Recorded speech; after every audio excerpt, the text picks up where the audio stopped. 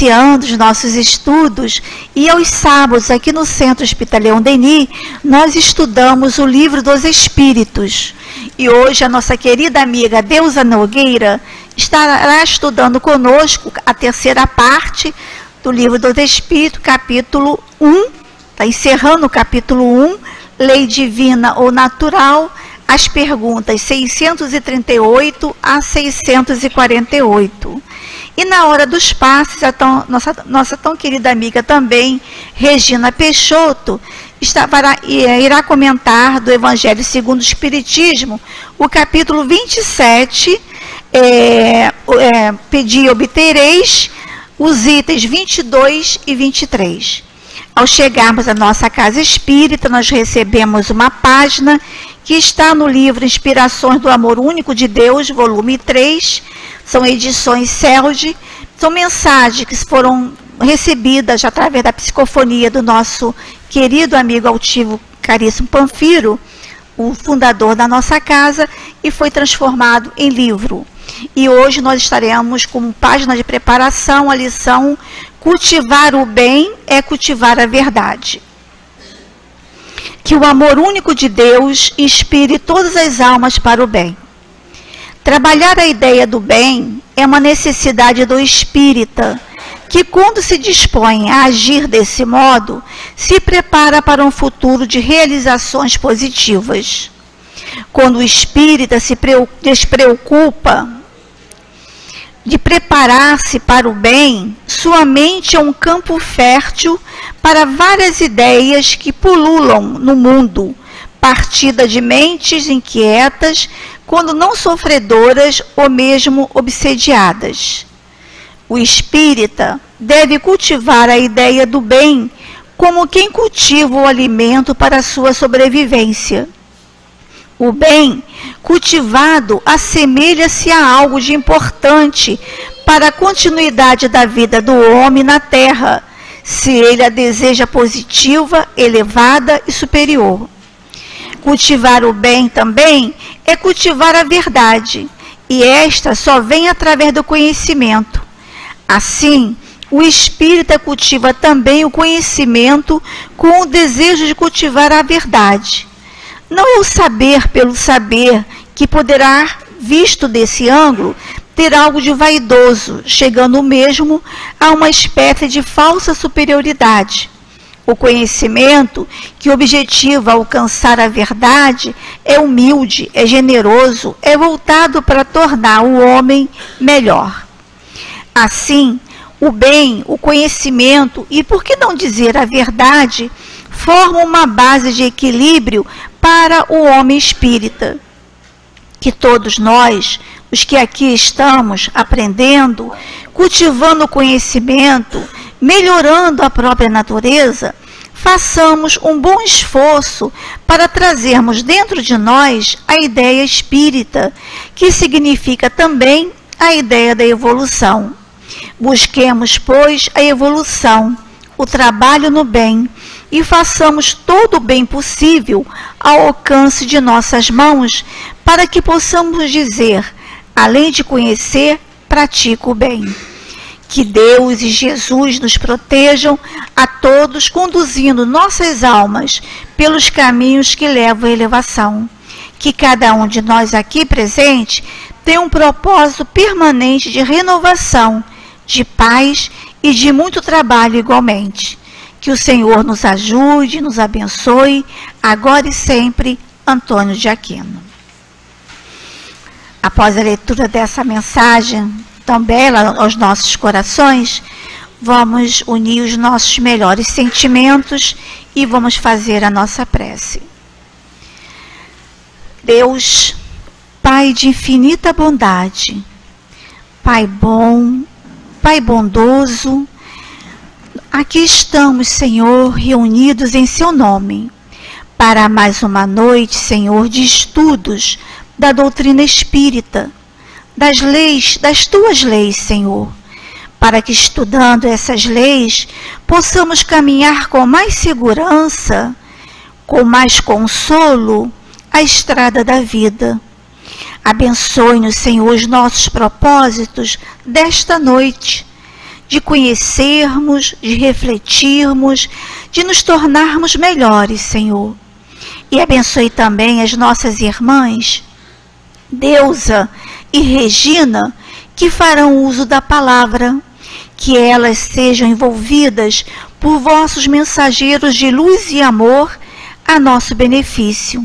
Abençoe-nos, Senhor, a todos nós, encarnados e desencarnados, para que todos possamos aproveitar desta noite, dos estudos e da companhia desses espíritos amoráveis que estão junto de nós, para compreendermos melhor, para entendermos melhor, para sermos melhores. E que seja em seu nome, em nome dos amigos espirituais da Casa de Leon Denis, em nome de Leon Denis, de Allan Kardec, mas acima de tudo em teu nome, Pai amantíssimo, que pedimos a permissão para iniciarmos os estudos da noite de hoje. Graças a Deus. Como nós falamos, a nossa querida Deusa estará encerrando hoje o capítulo 1 da terceira parte do Livro dos Espíritos, Lei Divina Natural, estudando as perguntas 638 a 648. O item O Bem e o Mal, 638. O mal parece algumas vezes ser uma consequência da força das coisas. Tal é, por exemplo, em certos casos, a necessidade de destruição, até do seu semelhante. Pode-se dizer, então, que haja prevaricação à lei de Deus? E os Espíritos responderam: embora necessário, o mal não deixa de ser o mal. Essa necessidade desaparece, porém, à medida que a alma se depura, passando de uma existência a outra. E então, mais culpado por isso é o homem quando o comete, porque melhor o compreende. 639. O mal que se comete não é, com frequência, o resultado da posição em que nos colocam os outros homens, e nesse caso, quem são os mais culpados? O mal recai sobre aquele que foi seu causador. Assim, o homem que é levado a praticar o mal pela posição em que seus semelhantes o colocam é menos culpado do que aqueles que o causaram, pois cada um suportará a dor, não apenas do mal que tiver feito, mas daquele que o houver provocado. 640. Aquele que não faz o mal, mas que se aproveita do mal praticado por um outro, é tão culpado quanto este? É como se o tivesse cometido. Tirar proveito do mal é participar dele.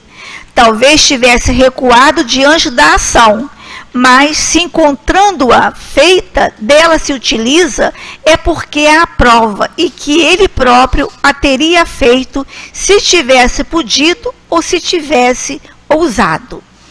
642. Basta não fazer o mal para ser agradável a Deus e assegurar sua posição futura? Não. É preciso fazer o bem no limite de suas forças, pois cada um responderá por todo o mal que tiver sido feito em consequência do bem que não tiver sido praticado. 644. O meio no qual algumas pessoas encontram-se colocadas não será para elas a origem de muitos vícios e crimes? Sim, mas há ainda aí uma prova escolhida pelo Espírito no estado de liberdade. Ele quis expor-se à tentação para ter o mérito da resistência. 645. Quando o homem se encontra, de certa forma, mergulhado na atmosfera do vício, o mal se torna para ele um arrastamento quase irresistível? Arrastamento, sim. Irresistível, não. E o item divisão da lei natural, a 647. Toda a lei de Deus está contida no máximo do amor ao próximo, ensinada por Jesus? Certamente. Esta máxima encerra todos os deveres dos homens entre si. Porém, é necessário mostrar-lhe a aplicação. E a última, 648. Que pensais da divisão da lei natural em 10 partes, compreendendo as leis de adoração, de trabalho, de reprodução, de conservação, de destruição, de sociedade, de progresso, de igualdade, de liberdade e, finalmente, de justiça, de amor e de caridade? Esta divisão da lei de Deus em 10 partes é a de Moisés e pode abarcar todas as circunstâncias da vida. São essas as perguntas que a nossa querida amiga Deusa irá nos ajudar com raciocínio na noite de hoje. Que Jesus abençoe. Obrigado. Meus irmãos, que o Senhor Jesus possa se sentir confortável com as aceitações, com a nossa aceitação, com o acolhimento das bênçãos que naturalmente estão reservadas para todos nós nesta noite de estudos. A gente está acabando, né, o Livro dos Espíritos está acabando nessa parte primeira de apresentar o bem e o mal. Ele começa apresentando a lei natural nessa questão que precisa ser muito meditada por nós. Pois que todos nós buscamos a felicidade. É o normal, é o comum do ser humano saudável, né, do espírito saudável, é a meta, a felicidade. E muitas vezes, tem até uma poesia que fala que muitas vezes a gente procura a felicidade, né, nós a pomos, é como se fosse uma árvore, de generosos pomos a felicidade, em que muitas vezes ela não está onde nós a pomos, né? E nós a pomos onde não está. Ele faz um jogo assim, porque essa busca da felicidade desenfreada, ela faz com que nos percamos e nos tornemos infelizes. E a pergunta, já que nós somos filhos de Deus, fazemos parte da criação, e na 614 nos diz, já que a felicidade está na lei de Deus, essa lei que vem sendo revelada ao longo do tempo para toda a humanidade. Nós ocidentais somos assim extremamente vaidosos. Temos Moisés, temos Jesus, que beleza, né? Só que Deus não seria o Abba, o paizinho que Jesus falou, se a sua lei estivesse circunscrita só à civilização ocidental, principalmente a judaico-cristã. Aliás, somos os bem complicadinhos, né? Bem complicados. A lei é dada para todo mundo, essa lei divina natural. Por quê? Porque ela é a única e perfeita para a felicidade do homem. E ainda fala mais, ensina-lhe ao homem o que deve ou não fazer. E o homem só é infeliz quando dela se afasta. Como dói isso, né? Porque muitas vezes, e o estudo de hoje fala, a gente coloca a nossa infelicidade não numa escolha pessoal, mas nas situações circunstanciais. Ele fala na primeira questão aqui, muitas vezes o mal parece que está na força das coisas. E que força de coisa é essa? As situações externas. Como é que eu posso ser feliz num lugar que chove muito? Ou num lugar que chove pouco? Ou naquele meio em que as pessoas são daquele jeito? E a gente vai colocando, vai se colocando, não como autor da nossa história, ó, tem uma palavra bem moderna que é o protagonismo, né? Não somos protagonistas da história, mas sim vítimas de alguma coisa. Como se essa alguma coisa que acontecesse não fosse criação de Deus. Olha que confusão. Isso é muito mais enrolado do que nos percebermos como seres capazes de escolher, de fazer a escolha. E aí, a gente anda um pouquinho mais, desculpe, mas tem que... Livro dos Espíritos a gente anda. Na lei de liberdade, é uma lei muito boa, e a gente fala assim, eu quero liberdade. Ainda mais quando a gente está saindo da adolescência, como é o meu caso, né? Eu quero liberdade, né? Quero liberdade. É adolescência moral, gente. Tem vários tipos de adolescência. Eu quero liberdade. E aí, quando a gente começa a perceber que é livre para a escolha, a gente fica amedrontado. Tem uma expressão, uma vivência, com meu filho quando estava encarnado, naquela fase que começa a adolescência. A adolescência já se fixando. Tá lá, 14 anos, por aí.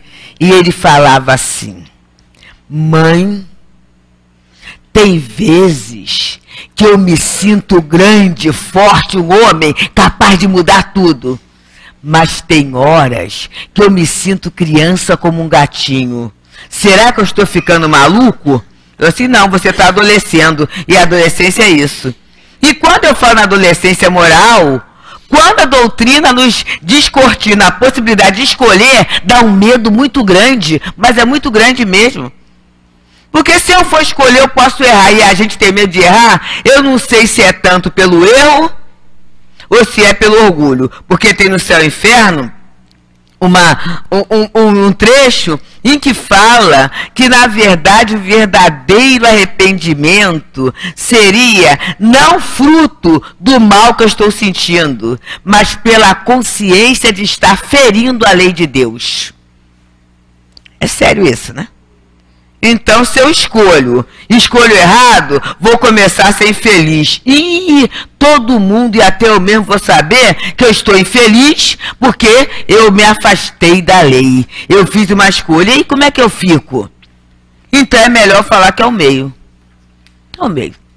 Nesse meio que me colocaram, não dá para ser feliz. Como é que pode? Eu estou lá no Agreste, não tem água, o próprio chão lá está rachando, como é que eu não posso rachar por dentro?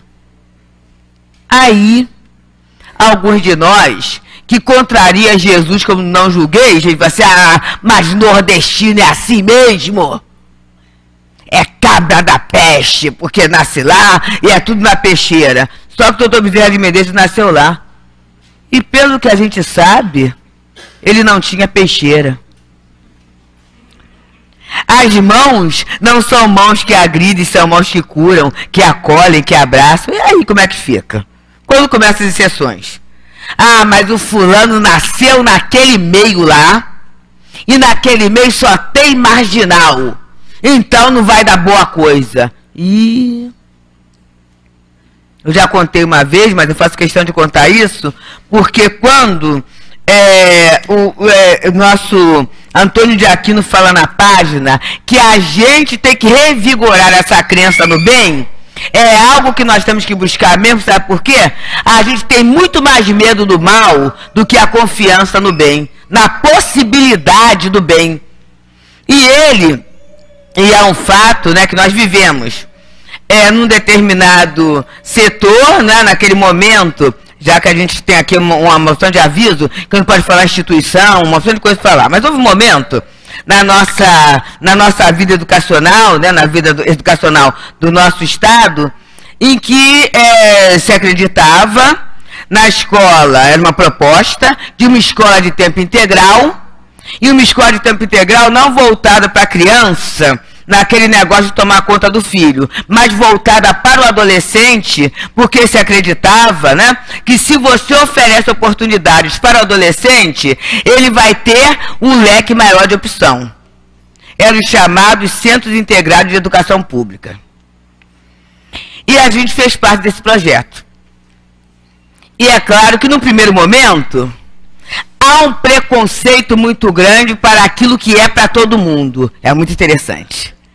Embora a gente saiba que é filho de Deus tudo isso, mas eu não vou deixar meu filhinho se misturar naquele local que tem uma porção de gente que é pobre. E se é pobre, está faltando alguma coisa. Não vou botar lá, não.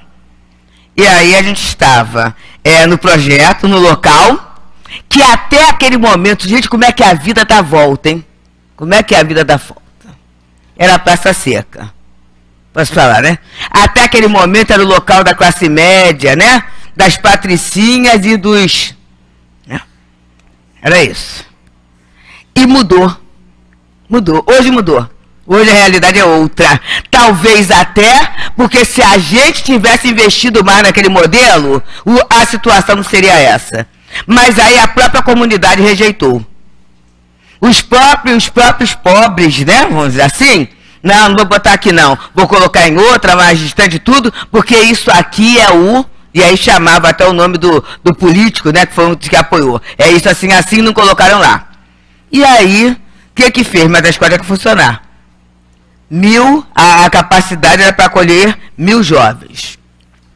E aí vieram algumas crianças que moravam no entorno, mas veio também as crianças, naquele momento, está mais ou menos 30 anos atrás, crianças que faziam parte da quadrilha mirim da Cidade de Deus. Naquele momento nem se falava nisso, mas já havia um investimento naquelas crianças, né? Já que elas estavam livres de serem presas, já eram instrumentos. E aí a gente imagina como o ambiente, né, efervescia. Graças a Deus, naquele momento, a equipe que estava era uma equipe idealista. Como é que Deus coloca tudo certinho? Era a gente que lutava mesmo, sabe? Que não trabalhava só aquelas horinhas, não, ficava muito tempo além, e juntava dia de sábado, até dia de domingo, e para planejar, para formar estratégias. E aí, quando a escola começou a crescer, aí o pessoal começou a querer entrar. Aí começou a ter fila para fazer parte dali. Mas houve um fato interessante. Logo nesses primeiros momentos, então a gente imagina como era a população. Aquela criança, aquele jovem, ele tinha que receber tudo da escola, né, porque com certeza nada era do uniforme até o material de uso. E havia, né, uma turma, o pessoal que é de educação sabe, aquelas turmas 1. Turma 1 é do pessoal mais novo. Mas dentre o pessoal mais novo, havia naquela turma 1, que é o atual 6º ano, uma menina bem mais nova. Ela tinha 9 anos. Tinha 9 anos e tinha um diferencial. Ela tinha material. Tinha canetinha. Naquele momento as hidrográficas eram luxo, eram só de consumo. Ela tinha canetinha. E tinha até uma agenda rosa. Imagina! E até sabia a música, não sei, a gente não pode falar o nome de artista também? Acho que pode, né? Sabia até a música da Xuxa, sabia? Então ela sabia a música porque ela tinha o CD e ouvia e cantava. E causava um diferencialzinho, mesmo naquela turma 1.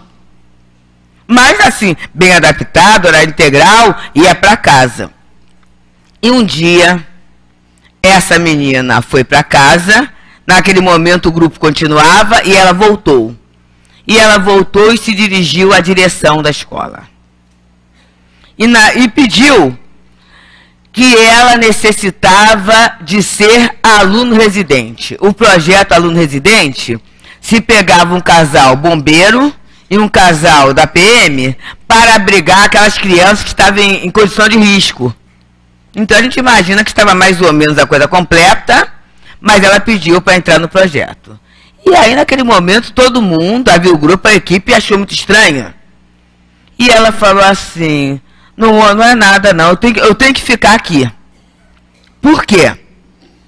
A minha casa é perto da boca de fumo, e desculpa eu ser tão clara, tá, meus amigos? É porque eu não tenho, talvez até não tenho uma polidez assim não, sou muito clara, né? E a minha mãe se relaciona com aquelas pessoas que têm uma coisa na hierarquia lá, que são os chefes, se relaciona com aqueles homens.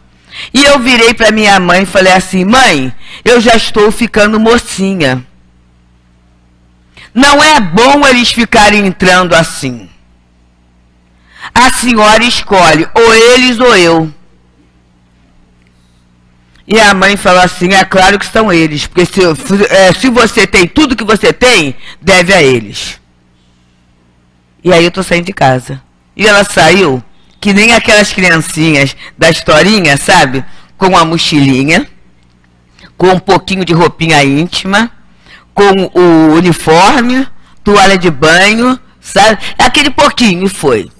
E aí, naquele momento, né, a esposa do PM, já está no plano espiritual hoje, ela se compadeceu, falou assim, de jeito nenhum, ela fica comigo e fica no meu quarto, no quarto da gente. E assim, a menina foi, quando acabou o 9º ano, e acabava a questão do projeto, mas até ali, a esposa do bombeiro requereu uma guarda, porque ela ainda era menor, e ela fez então a Escola Carmela Dutra, se formou em educação. E aí começou ela, né, a trabalhar, fazer 2 matrículas, fazer faculdade, essa questão toda. Final da história. Ela acolheu com toda a dignidade possível, inclusive montando uma rede hospitalar quase dentro de casa, com todo apoio, a mãe, até a desencarnação, vítima de HIV. E eu pergunto, aonde está a determinação do meio aí? Eu gostaria que me respondesse. O meio não determina? Aonde está o meio aí? Olha a questão de uma criança. Uma decisão aos 9 anos de idade. Então a gente vai ser desafiado por essas questões do meio. E a gente começa a se autodesafiar também quando eu começo a justificar as minhas escolhas pela minha família. As minhas escolhas por aquilo que eu consegui em termos de cultura acadêmica ou não, em termos do meu emprego, em termos da minha faixa salarial, em torno da minha etnia. Gente, tudo isso não sou eu. Tudo isso não sou eu. Eu, filha de Deus, sou mais do que tudo isso, porque eu sou imortal. Essas circunstâncias todas são altamente mutáveis, altamente transitórias. Mas por que eu acredito nisso? Porque eu priorizo o mal. E aí está o livro dos Espíritos, quando fala na 851, né? Haverá uma fatalidade nos acontecimentos da vida, conforme o sentido que se dá a essa palavra, isto é, todos os acontecimentos achar-se-ão fixados antecipadamente, e nesse caso, o que vem a ser o livre-arbítrio. Porque a gente se condiciona até com o clima, não é assim? Olha só, trabalho a semana toda. No domingo quero ir para a praia, no sábado muda o tempo.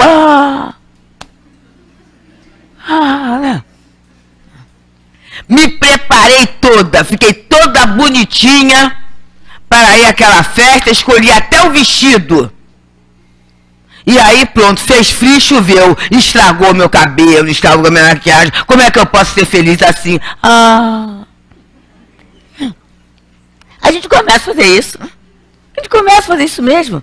E a gente acha que está tudo pré-determinado, sem medir as consequências das coisas. Vocês me desculpem, meus amigos, mas essa questão de circunstância é muito interessante. E assim, a gente é comum, as experiências são comuns mesmo. Certa feita, o marido tinha viajado, foi um dia de domingo, eu achei de ir numa determinada confeitaria no bairro que eu moro, para comprar um determinado doce. Que eles faziam, eu faço esse doce, mas eles faziam também muito bem, então não valia a pena eu fazer só para mim, já que é uma coisa que rende um tanto, né?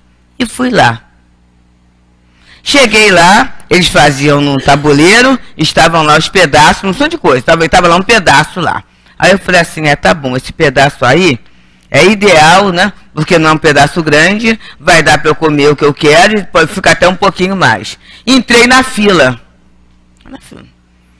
Quando eu estou na fila, a pessoa que estava assim, na frente, né? Tinha outra pessoa, falou assim, pode me dar o pedaço todo. Gente, eu dei uma rabanada, mas foi, saí aborrecida e tudo, tão aborrecida, que uma das pessoas que trabalha na padaria veio correndo porque ela me conhecia, né? Ela assim, o que houve, dona Deus, da senhora?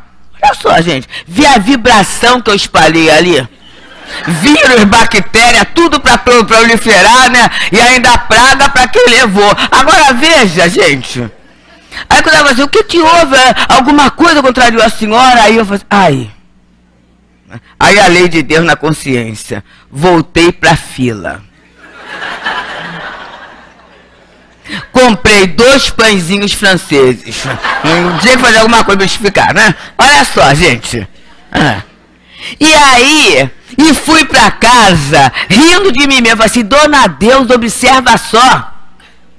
tanto, né, aquele doce sofisticado quanto o pão francês, o final da digestão não é a mesma. O que é que vale a pena você estragar o seu dia, estragar até o dia do outro, porque quando a pessoa vem atrás de mim e fala assim, o que houve, dona Deus? Alguém atendeu mal a senhora? Olha só. Já poderia até recair sobre um funcionário. Olha que coisa boba. Por quê? Olha os condicionamentos que a gente cria. Se as coisas não ocorrerem do meu jeito, então não está bom. Não é um bem. Tudo que me contraria é o mal, quando na verdade não é essa. O bem está, não é, nas consequências, mesmo que seja sacrificial, mesmo que doa. Há situações, há escolhas na vida que são extremamente dolorosas, mas o resultado, a tranquilidade, a paz de consciência é alguma coisa fantástica. E há outras situações que são facilitadoras, não dá trabalho nenhum, mas a consequência depois. E é isso que leva Kardec na Gênese a falar, a fazer essa comparação do mal ser a ausência do bem, que tem gente que não gosta, mas ele diz, é como o frio é a ausência de calor. Então, na verdade, existe calor, né? A treva é a ausência de luz. Existe luz. Quando não há luz, há treva. E ainda fala mais, o mal não é criação de Deus. Porque se Deus fez a lei para a felicidade, é perfeita, como é que Deus ia criar algo imperfeito que é o mal? Mas aí vem o grande ganho, eu acho o grande ganho, gente. E eu falo assim porque pro meu coração isso é tudo. Olha só, Deus é tão bom que até do mal surge um bem. Porque o mal vai doer, vai arder, vai ser uma coisa muito séria. Mas como diz o pessoal da educação física, né? Tudo que arte cura e o que aperta segura, né? Então, tudo que arde, vai arder, vai doer, o que a gente vai procurar? Ah, eu tenho que melhorar isso, eu vou procurar um outro caminho, eu vou procurar uma outra metodologia. E quando eu procuro um outro caminho, eu acabo chegando à lei. E aí eu sinto o efeito do alívio. Então o mal é isso, gente. O erro é isso. Existe em educação um grupo, uma linha pedagógica, que é a pedagogia do erro. É muito interessante. Por quê? Quando a pessoa estuda e vê por que o aluno errou, fica mais fácil resolver. Porque tem uma lógica no erro. E eu lembro muito de um companheiro nosso, um amigo nosso, um evangelizador, que ele falava o seguinte, quando eu escolho o pior, é porque eu acho que o pior vai me fazer feliz. E aí eu vejo que aquele pior não me fez feliz. O que eu faço? Eu procuro, eu tento uma outra forma. É essa a posição. Então, por que eu estou falando isso, gente? Porque eu tenho que começar a entender minhas escolhas. Eu quero ser fatalmente levado às situações e às vezes eu me auto-saboto. Quer ver uma coisa? Médico para mim não adianta. Eu vou até a esse, viu, Regina, que você me avisou, para você não achar que é má vontade minha, mas comigo ninguém acerta o que eu tenho. Então não vai. Porque no fundo eu quero que não acerte, porque se acertar, ele vai falar agora assim, mas não tenho mesmo, eu vou procurar 2, 3, 4 para ver se bate. Então não estou querendo resolver. E tem situações na nossa vida que a gente não quer resolver. Não é pela força das coisas.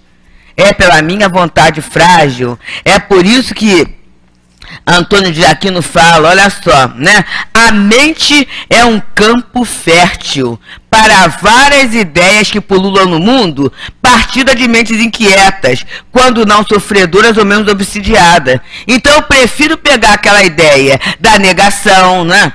A ideia de que não vai dar certo, a ideia do deixar a vida me levar, de não ter jeito, do que eu começar a trabalhar a ideia do bem em mim. Essa ideia do bem, gente, precisa ser trabalhada, porque é o definitivo. É o definitivo. O mal vai passar. Mesmo que eu não queira, vai passar, porque existe uma lei que é a lei do progresso. E na lei do progresso é assim, se eu não acompanhar o progresso, eu serei levada, né? Serei arrastada pelo progresso. a uma necessidade nossa. Então nada vai me levar a fatalmente, ele diz, a fatalidade existe apenas pela escolha que o espírito faz ao reencarnar, de experimentar esta ou aquela prova. Escolhendo-a, constrói para si uma espécie de destino, que é a própria consequência da posição em que se acha colocado. Então a criatura escolhe. E aqui tem uma outra pergunta, deixa eu ver até se está na folhinha de vocês, que está um pouquinho pequenininha. Quando ele fala o mérito da resistência. Eu estou pensando na jovenzinha, eu não posso falar o nome dela porque ela ainda está na vida ativa, né? Na vida acadêmica ativa. Mas olha só, gente. Olha o espírito escolher renascer naquele meio, né? E qual é o mérito que ela teve da resistência? E é isso. É isso. Ah, mas eu vim, né, com tendência a diabetes. E eu vou reencarnar numa família de doceiros. É o mérito da resistência, né? E vou até saber fazer doce, mas da existência e aí vamos colocar todos os outros doces. Aquela facilidade que eu tenho para fazer aquilo. Mas que dentro de mim eu percebo que não é legal, sabe por quê? Quando eu acabo de fazer ou não, eu sinto um mal-estar. E o bem, ele traz o quê? O bem-estar. Bem-estar íntimo. Bem-estar íntimo. Eu não sei se os companheiros viram, não pode falar nome de emissora, mas numa emissora que é muito famosa aí, que tem uma reportagem, que agora são duas moças, que aquele moço aposentou, né? Então tem um programa sexta-feira que faz algumas reportagens. E ontem a reportagem foi muito interessante, eu não presenciei toda, porque eu saí da reunião mediúnica, cheguei em casa à tarde e liguei um pouquinho. E foi entrevistado um rapaz que é motorista de ônibus em São Gonçalo. Para os internautas que não sabem, né? São Gonçalo é uma parte aqui do Rio de Janeiro, assim, bem violenta, bem difícil. E ele sai de madrugada. Mas a forma que ele tem de cumprimentar as pessoas, de até ajudar a criatura que estava cheia de bolsa a atravessar a roleta, e no final a pessoa ainda deu uma tangerina para ele, né? Como brinde pela delicadeza. E foi perguntado assim, faz diferença o bom dia que ele dá? A pessoa, faz. Porque a gente não sabe como a pessoa às vezes sai de casa para trabalhar, ninguém sabe. O que aconteceu, o que vai acontecer, quais são as expectativas. Então o olhar no olho, o vibrar no bem, é isso que o Antônio Aquino fala. O trabalhar no bem vai ser relevante para aquela criatura, ele faz isso. E quando ele está assim um pouco tumultuado, ele vai para a terra dele, que é roça, junto com o pai, e ele faz sonhos e broinhas, e sai vendendo. No que ele sai vendendo os sonhos, apresentando ali, ele tem um relacionamento, ele brinca com as pessoas, ele dá um abraço, e depois vem para a casa dele, e ali a casa é extremamente simples, e é visto o drama que ele teve com o próprio filho, que teria um tempo de vida limitado, né, dada a doença. E aí ele começa a falar com um repórter, um jornalista, que é antigo, é um âncora, uma pessoa muito capaz, quer dizer, está muito habilitado em lidar com dores, com situações complicadas. E ele fala assim, como é que eu não posso ser feliz? Tanto eu faço parte de uma minoria que está empregada, tanta gente querendo emprego. Tenho o necessário. E foi falando. E aí, gente, o jornalista falou assim, sempre é o entrevistado que se emociona, mas ele caiu num pranto. E soltou essa que não é do jornalismo, mas é da emoção humana. A gente tem tanta coisa. E de repente, quem tem tão pouco é tão feliz. Nossa. Não havia intenção espírita, não havia intenção de doutrinação, mas são fatos da vida que vão chegando para mostrar a gente. O que é que está me levando a me queixar tanto? A procurar tanta coisa do lado de fora, quando eu tenho um tesouro, gente, que ninguém me tira. Eu sou filho de Deus. sou herdeiro do Pai. Já pensamos nisso? Há uma questão do Livro dos Espíritos aqui atrás que fala assim: Deus cuida pessoalmente de sua obra? Não será Deus demasiadamente grande e nós muito pequenos? E a resposta dos Espíritos é: Deus se ocupa com toda a sua criação. Eu posso até fazer uma coisa agora, não é? Acaba sendo participação, mas não é dinâmica, ninguém precisa falar nada. É a gente pensar agora, vamos dar uma paradinha e pensar assim: Deus cuida de mim. Deus cuida de mim. Jesus falou assim: das ovelhas que o Pai me confiou, nenhuma se perderá. Vamos pensar nisso? Jesus conhece a gente. Embora a gente às vezes não conheça Jesus, mas ele conhece a gente. E ele prometeu que nenhum de nós vai se perder. Gente, isso é muita coisa. Isso é muita coisa. Eu posso perder dinheiro. Eu posso perder saúde. Eu posso perder roupa. Eu posso perder quem eu penso que me ama. E quem eu penso que ama e que daqui a pouco eu descubro uma traição. Tudo isso pode acontecer. E aí eu falo assim: meu mundo caiu. O mundo que caiu foi o mundo físico. Porque nada vai me afastar dessa condição. Eu sou filho de Deus. Nada. Então isso já é alguma coisa para a gente começar a protagonizar a nossa vida. A não colocar no meio, nas circunstâncias, a causa da nossa felicidade, da nossa infelicidade. E aí ele vai falando do mal, da posição que coloca os homens, né? A responsabilidade. Olha só, se eu induzo alguém ao mal, se eu compactuo e se eu engrosso a fileira do mal, eu tenho responsabilidade. Há um texto de Emmanuel que ele diz que no processo de Sócrates, e Sócrates foi condenado a beber cicuta porque ele foi colocado como alguém que desvirtuava o pensamento dos jovens. E diz que não foi só os juízes que decidiram isso. Todos aqueles que aplaudiram foram responsáveis. Então, aplaudir o mal é se afastar do bem, é uma responsabilidade. Ah, mas eu não faço mal pra ninguém, sou incapaz de matar uma mosca. Não sei por que falam mosca, porque também matar uma mosca é difícil, né? Porque ela vai... Isso não é vantagem, porque ela vai correr muito mais do que eu, né? Mas, mesmo sendo maratonista, é difícil, né? Sou incapaz de matar uma mosca. Tudo bem, gente. Mas, às vezes eu me aproveito do mal. Vou falar uma experiência de hoje. Ai, meu Deus do céu. É incrível, né? Eles escalam a gente assim, tem os workshops danados, olha só. Eu vinha pra cá, peguei o trem. E aí peguei o trem, né, uma belezinha. Daqui a pouco sentei, mais belezinha ainda. E passa as pessoas vendendo umas coisas, né? Daqui a pouco passou um rapaz. Aqui quem é da cozinha, além do básico, vai entender o que é. Falou assim: atenção, isqueiro e maçarico a R$2. Eu, olhei.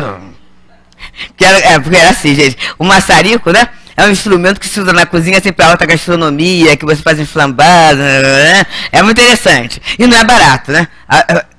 Quando eu fiz assim, aí eu falei assim: aquele que não faz o mal, mas se aproveita do mal para... tem que ler a pergunta, não tem? Porque senão os R$2 já estava até tocadinho na bolsa. Olha como é que a doutrina ajuda a gente. E essa é a realidade do dia a dia, gente. E tem gente que fala assim: eu não faço mal a ninguém não, mas Deus é justo. Passa a procuração. E aí fica olhando quando acontece. Tá vendo? Comigo é assim, fez, paga. Gente... eu posso estar passando, e aí a gente que vive a doutrina, que nos mostra a realidade espiritual dessa comunicação que há entre nós, gente. Tem espíritos que estão com muita vontade de fazer, mas não tem um aval. E o que é o aval? Até o nosso fluido. Eu fui de mocidade espírita, embora não pareça, né? Tem pouco tempo, tá? Mas saí da mocidade espírita. E na mocidade espírita, lá no Pedro e Paulo, Na década de 70, os companheiros vão de lembrar, havia um movimento que era o chamado underground. O que é isso, né? As pessoas ficavam ouvindo música, quase música estrangeira, traduzindo, né? Quietinho, ouvindo aquilo, era uma beleza, né? E assim, né? Tinha quem viajava usando algumas substâncias e outros que viajavam usando só a cabeça. No meu caso era só a cabeça, tá? Ah, que músicas ótimas. Mas aí, não é só a música, que no final você decora a música, aquilo mecaniza, e você ficava ali pensando, né? Pensando. E certa feita, na reunião da mocidade, irmão Walter Faria, médium, virou assim: vocês jovens, tenham muito cuidado com esse negócio de ficar deitadinho, sentadinho, escutando música e pensando nos outros.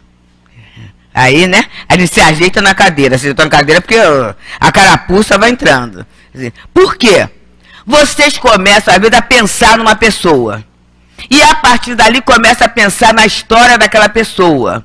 E vocês, muitas vezes, estão oferecendo um relatório para obsessores fazerem aquilo que não tinha muito fundamento, mas vai ter pelo seu pensamento maledicente. Olha, a gente acabou o negócio lá em casa. Nunca mais vai ser eu, já chega. Olha só, é isso. Então, às vezes, eu não faço mal, mas me aproveito do mal que o outro pode fazer, ou que o outro está fazendo. Incito o mal no outro. Ah, faz mesmo, eu acho que tem que fazer. Olha, se fosse comigo. E às vezes até eu não faço porque eu não tenho oportunidade, porque se tivesse, fazia. Tem uma coisa numa camiseta que é assim, né? Assim, Deus me livre, mas eu gosto. Tem umas coisas assim, né? Que a gente às vezes não quer, mas se houvesse uma chance, a gente faria. E aí alguém pode perguntar assim: ah, mas então, essa proposta de reforma íntima dada pela doutrina não serve de nada. Serve de tudo, gente. Os espíritos falam: naquele que nem pensa no mal, há o progresso realizado. Naquele que pensa no mal, mas não faz, o progresso está se realizando. Agora, naquele que pensa e faz, o progresso ainda está por realizar. Então, a gente pode ter mesmo pensamentos negativos, vontades, desejos, que são em contradição com a lei de Deus. Por quê? Nós somos aprendizes, somos espíritos imperfeitos. Mas se a gente usar a pedagogia do erro, que é entender por que eu pensei aquilo, daqui a pouco eu falo assim: ah, estou com vontade, mas não vou fazer não, não é bom, não é bom. Olha, a pessoa, a malcriação ficou aqui, ó. Que bom que não saiu. Travou a língua. Daqui a pouco vai descendo, descendo, descendo, daqui a pouco não tem mais. É esse processo, né? Esse mecanismo de aprendizado. E nesse momento, ele faz o desejo do mal. Basta não fazer o mal para ser agradável a Deus e assegurar sua posição futura. E aí os espíritos falam que é fazer o bem no limite de suas forças. Que o mal acontece muitas vezes em consequência do bem que não tiver sido praticado. E aí a gente lembra do Célio Gomes, há umas 2 semanas aqui, quando ele falou lindamente sobre a omissão. É isso. Qualquer omissão, gente. Estou assistindo de cadeira, eu quero ver só.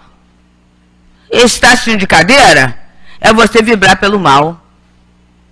E vai ser responsável, porque o seu pensamento está englobando aquilo. Ah, Deus, eu vou viver o jogo do contente? Não vou viver o jogo do contente. Mas se eu tenho consciência da lei de Deus, eu tenho certeza que o melhor está por vir sempre, porque a lei é de progresso. Sempre. Não há como. O bem é a fatalidade do universo. E eu não estou fora do universo, eu faço parte desse conjunto. Então eu preciso começar a pensar nisso, gente. E que há recurso à misericórdia. No livro Devassando Invisível, a dona Ivone do Amaral Pereira conta um fato, eu vou ser breve, em que ela, certa feita, ela saiu do corpo, ela era médium, ostensivo, disciplinadíssimo. Ela sai do corpo com o doutor Bezerra de Menezes conduzindo até um local. E naquele local haviam 10 espíritos. Ela fala assim, vestido como se fosse dominó, aquelas fantasias, né? E cobertos, com o rosto coberto. E ali o ambiente era pestilencial mesmo, um mau cheiro, a relação entre eles era uma relação perniciosa, tudo muito ruim. Ela chega lá e ela vê que ele está naquele ambiente, aquele grupo. Mas, num outro ambiente, há uma mulher, uma negra, cozinhando. E eles reclamam que estão com fome. E ela observa que um deles já está com capuz saindo, né? E ela então, o que faz? Ela pega o prato de comida e ela diz assim, né? Eram legumes, uma comida muito cheirosa, e oferece para essa criatura. E ele pega para comer. Quando ele pega para comer, ele fala assim, não, porque ali ele vê como se fossem pessoas, aquela situação toda, né? E fala. E aí ele fala assim, ela fala assim, como é que pode? E ela começa a entender pelo estudo da doutrina. Era o quadro mental deles, das perversidades que eles fizeram. Então ele vivia aquele mundo. Olha só, gente, eu não vivo o mundo exterior, que alguém podia pensar. Era num cemitério, não era lugar nenhum, era um lugar comum. Mas o campo mental deles formava aquele ambiente deteriorado. E aí ela vira e fala assim, o que você tem? Você não tem fome de comida, você tem fome de Deus. Você tem fome de prece. E aí ele fala assim, mas eu não ouso fazer uma prece, dada a minha condição. Olha só, gente. Parece que é a condição do outro, né? Mas muitas vezes é a nossa condição. Até quando eu posso pedir alguém para rezar por mim, porque às vezes o negócio é sério, né? Como diz o jovem, às vezes o babado é forte. Então, fulano, reza por mim para me ajudar, porque eu preciso de forças. Mas tem vezes, gente, que a gente se sente indigno de se dirigir a Deus, de ir ao centro, tudo isso, porque a minha situação é muito ruim. Mas a misericórdia sempre acontece. Então, o doutor Bezerra fala através dela com ele. Eles vão conversando, e vão conversando, e vão conversando. E a situação do companheiro começa a melhorar, através da prece e da emanação. Percebemos? O mal existe, mas a misericórdia também existe. No Evangelho segundo o Espiritismo, no Cristo Consolador, tem lá no item 8 falando, né? Que Deus é bondade. E atrás, ele fala assim, ao lado de cada lágrima, ele coloca uma consolação. Vamos pensar, gente. Mas às vezes eu não vejo a consolação porque eu estaciono na lágrima. É o que Antônio de Aquino, ele fala aqui pra gente, olha só. O conhecimento... Não, cadê? O bem cultivado assemelha-se a algo de importante para a continuidade da vida do homem na Terra, se ele a deseja positiva, elevada, superior. Nós cristãos, Jesus falou, eu vim para que em mim tenhas vida, a vida em abundância. Ou ele falou errado, ou a gente entendeu errado. As duas uma. Aí eu tenho que ver, mas que abundância é essa? Será que a abundância de coisas preenche o vazio aqui de dentro? Tem que começar a pensar. Será que a abundância de coisas vai mudar o meu pensamento, que ninguém pode escolher por mim, que eu vivo a vida que eu quero? Que eu posso estar com um prato de comida suculenta, mas se a minha mente estiver deteriorada, eu vou olhar aquele prato de comida como se fosse algo bem horripilante? Gente, a gente está... a doutrina nos oferecer vamos dizer, essa apropriação mesmo, né? Esse encampamento desse conhecimento é fantástico, porque ninguém pode me fazer infeliz. Ninguém. Ninguém tem esse poder. Ninguém. Ah, mas eu posso me sensibilizar pela dor do outro, com certeza. Mas quando eu me sensibilizo pela dor do outro, eu estou dentro da lei de justiça, amor e caridade. E quando eu estou dentro de justiça, amor e caridade, o meu movimento de compaixão vai gerar uma carga de amor, uma recarga de amor. Sabe aquela situação que às vezes umas pessoas falam assim, eu não sei o que é, a minha vida tá tudo ruim, tô sem dinheiro, final do mês, tá assim, mas não sei, tem uma coisa boa aqui dentro. É alguém que está rezando pela gente. É alguém que está agradecendo por uma coisa que a vida da pessoa fez, nem pensou. Mas outro fala assim, puxa, mas fulano é bom mesmo, né? Naquele dia, olha, me ajudou, cedeu a vez, quebrou o galho. Então são coisas que vêm. E aí, meus amigos, a hora chegando. Ele vai falando aqui pra gente, na atmosfera do vício eu já falei, o mérito do bem está no esforço que se faz para realizá-lo. E aí tem a história do óbolo da viúva. O gasofilácio era o local da fortuna, e a gente tem os gasofilácios da vida, tem quem faz muito. Mas muitas vezes o muito para aquele não é nada porque está automatizado, tem facilidade. Mas tem aquele que é aquele pouquinho que ele dá, ele está tirando dele mesmo, né? É o pouquinho da atenção. Hoje em dia a gente tem até muita gente se movimentando para dar muito dinheiro, mas a gente tem pouca gente se movimentando para oferecer serviço. Por exemplo, ficar no leito com o doente, junto ao doente. É um serviço que pode fazer. Abrir mão do seu tempo para ensinar alguma coisa a alguém, para prestar um pequenino favor. São situações que pode fazer. E aí ele vai falando da divisão da lei natural. Quando Kardec, né, com os espíritos, e Kardec como pedagogo, aprendemos hoje no Encontro dos Espíritos, né, como filólogo, aprendemos hoje isso. Ele divide lá nos 10 itens. A lei de Moisés, a gente tem no Evangelho, né, no vídeo Instruir a Lei, quando ele diz, eu sou o Senhor vosso Deus, né, que vos tirei do Egito, da terra da servidão. Não terei outros deuses estrangeiros diante de mim, né?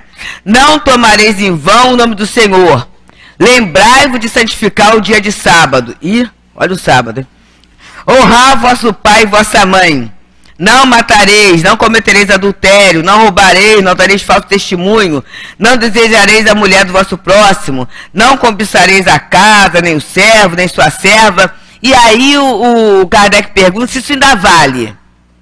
E se ele usa os 10 mandamentos como base para a organização, os espíritos usam, das leis morais. Então ele tem a lei de adoração, olha o primeiro mandamento. A lei do trabalho, para eu não cobiçar a coisa do outro, eu tenho que trabalhar para ter o que eu quero, não é isso? A lei de reprodução, né? Não cobiçareis a mulher do próximo, né? De conservação, de destruição, de sociedade, de progresso, de igualdade, de justiça, de amor e caridade, que é a mais importante. Então, gente, vamos nos aproximar dessa felicidade que a lei de Deus está nos oferecendo. Vamos ter como meta o bem, o bem. A gente lembra de Avima falando, verdadeiro só é o bem que se faz. Quando a gente faz o bem a alguém, quanto bem esse bem nos traz. E aí, encerrando mesmo, como a educação é o conjunto de hábitos adquiridos, como é que eu posso adquirir o bem? Usando a matéria, que é o que a gente acabou de estudar ainda há pouco no Livro dos Espíritos. E aí Casimiro Cunha dá uma dica boa, uma boa ação por dia. Levanta cedo da cama, irradiando alegria, repete, devo fazer uma boa ação por dia. Tolera qualquer pessoa que te fere com a ironia, e já estarás fazendo uma boa ação por dia. Dialoga com o idoso de vida triste e vazia, a bondade nasce assim, uma boa ação por dia. Dá um banho no doente que no leito prova espia, não precisa fazer muito, uma boa ação por dia. Dá que seja um cobertor ao pedinte em noite fria. Agasalhar é fazer uma boa ação por dia. Habitua-te a doar pão, roupa, leite, água fria. Não te empobreces fazendo uma boa ação por dia. Agora o desafio, hein? Compreende os teus parentes. Vive, pois, em harmonia. Decreta silêncio e faze uma boa ação por dia. Quem, pois, chegou ao posto de anjo e muita luz irradia, se angelizou porque fez uma boa ação por dia. E quem faz uma boa ação por dia é o que o Antônio de Aquino fala. O espírita deve cultivar a ideia do bem, como quem cultiva o alimento para a sua sobrevivência. Que assim possa ser, que o Senhor nos inspire e abençoe. Muita paz. Agradecemos a nossa querida Deusa, o estudo que ela nos trouxe na noite de hoje, que o Senhor Jesus a abençoe e com certeza ela estará aqui conosco outras vezes, nos ajudando no raciocínio, nas reflexões. Vamos dar continuidade à nossa tarefa, que é a leitura do Evangelho segundo o Espiritismo, que será comentada pela nossa Regina na hora dos passes. É o capítulo 27, Pedi e obtereis, o item Maneira de Orar, item 22 e 23, vamos ler o item 23, Aventura da Prece. Vinde todos vós que desejais crer, os Espíritos Celestes auxiliam e vêm vos anunciar grandes acontecimentos. Deus, meus filhos, abre os seus tesouros para vos dar todos os seus benefícios. Homens incrédulos, se soubesses quanto bem a fé traz ao coração e como leva a alma ao arrependimento e a prece, como são comoventes as palavras que saem da boca no momento em que se ora. A prece é o orvalho divino que faz desaparecer o grande calor das paixões. Filha mais velha da fé, ela nos leva pelo caminho que conduz a Deus. No recolhimento e na solidão, estás com Deus, e para vós não há mistérios, porque eles se desvendam. Apóstolos do pensamento, para vós é a verdadeira vida. Vossa alma se desliga da matéria e se lança nesses mundos infinitos e etéreos que os pobres homens desconhecem. Vamos parar por aqui, é uma mensagem de Santo Agostinho, e aí a gente sugere que termine a leitura em casa. Vamos convidar os nossos médiuns do corpo mediúnico da nossa casa para que o mais silenciosamente possível vão se colocando de acordo com as orientações dos companheiros para esse momento, né? O momento do passe. E convidamos também os ouvintes da Rádio Rio de Janeiro, que acompanharam os estudos que a Deusa trouxe na noite de hoje, os companheiros, amigos da internet também, que participaram aqui conosco desse momento de estudo, também para esse banquete espiritual que vai começar, que é o momento do passe, um momento assim mais íntimo que nós temos com o nosso guia espiritual, com os benfeitores espirituais da nossa casa, para esse entrelaçamento de coração a coração, para assim nos mantermos mais tranquilos, mais consolados, para recebermos das mãos dos nossos médiuns os passes. Amado Mestre Jesus, aqui estamos, querido amigo, para mais um momento onde iremos, através das mãos dos nossos médiuns e dos espíritos aqui presentes, recebermos o passe. O passe, Senhor, que cada um de nós está esperando, necessitando para acalmar as nossas aflições. O passe, Senhor, que irá nos dar mais tranquilidade, irá nos fortalecer mais ainda após o estudo. Então, amigo Jesus, nós te pedimos, envolva os nossos médiuns, envolva todos nós nessa atmosfera de paz e de amor, para que os passes, Senhor, possam ser percebidos por todos nós. Abençoe-nos, Senhor. Graças a Deus. Graças a Deus. O capítulo do Evangelho é Pedis e obtereis. E os itens, maneira de orar e aventura da prece. Nesse momento é bom nós lembrarmos de que nós somos espíritos imortais, momentaneamente encarnados para novas experiências de progresso. E a oração é a nossa ligação com o mundo espiritual, com Deus nosso Pai. De lá nós saímos deixamos amores, amigos, para essa jornada de aprendizado. Então, a prece é que faz a ligação nossa com esse mundo espiritual, com o nosso guia, que nos segue, que nos ajuda na nossa jornada. E que devemos pedir na prece? Pedir graças para as nossas necessidades reais. E as nossas necessidades reais é o nosso aperfeiçoamento moral. É a paciência, a resignação e a fé. E a prece é muito importante para o nosso caminhar aqui na Terra. É tão importante que na codificação, na literatura espírita, há toda essa indicação de como nós devemos orar, como é que nós devemos nos manter. No Evangelho segundo o Espiritismo, lá o capítulo 28, ele fala da prece. É uma coletânea de preces, com várias orientações. Isso tudo vai nos ajudando a maneira de orar, como se comportar, para nos ligarmos a esse mundo espiritual. Porque nós somos espíritos imortais. Temos que ir criando essa consciência dentro de nós.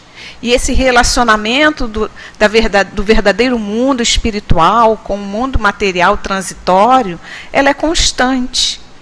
A questão 919A do Livro dos Espíritos fala assim: aquele que cada noite lembrasse todas as ações da jornada e se perguntasse o que fez de bem ou de mal, pedindo a Deus, o seu anjo guardião, para o esclarecer, adquiriria grande força para se aperfeiçoar, porque, crede-me, Deus os assistiria.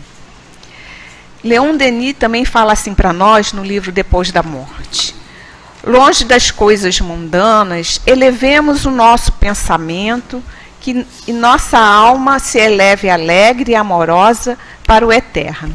Ele descerá então dessas alturas com tesouros de paciência e coragem que tornarão fácil o cumprimento dos seus deveres e da sua tarefa de aperfeiçoamento. Quanta orientação vem desses nossos queridos amigos, né? André Luiz nos diz assim nos Mensageiros: o trabalho da prece é mais importante do que se pode imaginar no círculo dos encarnados. Não há prece sem resposta. A oração, filha do amor, não é apenas súplica. É comunhão entre o Criador e a criatura, construindo assim o mais poderoso influxo magnético que conhecemos. Temos também o livro da prece, de Palhano Júnior, que nos explica tudo sobre a prece. A energia da prece, o campo mental, o poder da prece. Todas essas orientações nos ajudam a caminhar melhor, a fazer uma ligação mais forte com o plano espiritual, com o nosso guia, com Deus, que é nosso Pai.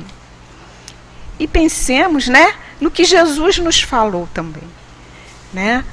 Não andeis inquietos dizendo o que comeremos, ou o que beberemos, ou o que vestiremos. De certo, vosso Pai Celestial bem sabe que necessitais de todas essas coisas, mas buscai primeiro o reino de Deus e a sua justiça, e todas essas coisas vos serão acrescentadas. Não vos quieteis, pois, pelo dia de amanhã, porque o dia de amanhã cuidará de si mesmo. Basta a cada dia o seu mal. Então busquemos primeiro o reino de Deus, que tudo que é material nos chegará conforme a nossa necessidade. Muita paz. Mantenhamos os nossos corações silenciosos para ouvirmos a mensagem do plano espiritual. Prezados irmãos, hoje e sempre, Jesus nos convida a praticar o bem. Toda a reencarnação visa educar o espírito para que ele se transforme como um espírito que está preparado a realizar o bem. Há que exalte a dor, o erro, o infortúnio. Mas para a lei de Deus, isto é consequência da ignorância, da incapacidade de se transformar, da falta de vontade, da falta de entendimento desta mesma lei de Deus, que determina ao espírito que sempre progrida para a sua felicidade. Para o espírito ainda preso às necessidades da matéria, ele só vê prazer naquilo que faz sentido ao seu espírito. Mas à medida em que ele próprio começa a conhecer melhor a lei de Deus e, consequentemente, a pratica, ele irá se despojando de todos os interesses pessoais para trabalhar para a lei de Deus, para o grupo que está envolvido nesse processo de endireitamento espiritual. Assim, caros filhos, como sempre lembramos a todos, a prática do bem faz com que se esqueça do mal, que valorize tudo aquilo que é realmente bom, belo e precioso para o espírito imortal. Se, portanto, estiver com vontade de atender ao chamamento de Jesus, não deixe para amanhã. Venha, ore, estude, renove-se, pratique tudo o que puder para fazer com que o seu espírito possa sentir as vibrações do bem, de todas as benesses que vêm e vertem do alto, para se sentir parte integrante da bondade divina. Eis, portanto, caros filhos, o sentido da vida. Ser bom, praticar o bem, para fazer parte desta grande família ao qual Jesus está nos convocando, hoje e sempre. Um abraço do Herman, e que Deus ampare e fortaleça a cada um de vocês. Muita paz. Senhor Jesus, só nos resta, Senhor, agradecer por todo o banquete na noite de hoje recebido, pelos estudos, pela presença suave e amiga dos benfeitores espirituais da nossa casa, junto a cada um de nós, nos ajudando, nos beneficiando com os estudos, com os passes. A orientação sempre amiga do nosso Dr. Herman, nos convidando ao bem, a buscarmos e valorizarmos o bem e o belo, para que nós, espíritos imortais, sejamos cada vez melhores e mais belos.